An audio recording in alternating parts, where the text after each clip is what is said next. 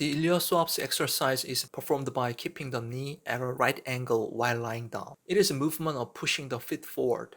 As I said, there are a lot of simple moves. People don't know who does this exercise and when. I said you need to exercise for your body type. If you are in the sweeping posture, the iliopsoas muscles might have stressed and tightened. Because it is stiff, you should do it to strengthen it after relaxing. First of all, you need to understand the purpose of self-relaxation and exercise properly. Raise your knees to 90 degrees. You only lift one leg. Take the motion of pushing your hands on your knees. Knees are held in motion so as not to be pushed. The function of iliopsoas is when the leg is raised, that is, when doing hip flexion. The iliopsoas is used, but in stationary motion rather than dynamic motion. It is the iliopsoas that used the most first. Last time you learned the neutral position of pelvis. It is very important to keep the pelvis neutral. It is not about putting your back on the ground. I said lift your back a little. If you haven't seen the video, watch it and understand it. With your back slightly raised, keep your spine and pelvis neutral, and you are exercising.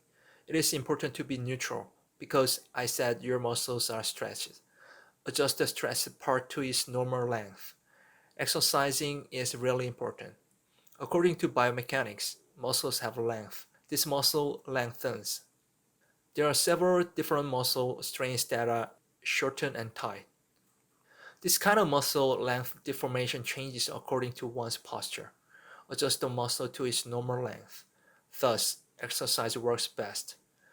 Let's move on to the dynamic movement. Keep your spine and pelvis neutral. That way you can see the effect in a neutral state. Keep your feet slightly off the floor. Keep your heel about 5 cm, 2 inch high from the floor. Push your heels all the way to the eyes on the floor with your heels, and will come back again. On the knee, direction is the same. Go forward. You're just going to come back. You just push it back and comes back to your body. The knee must not be bent toward the navel or turned outward.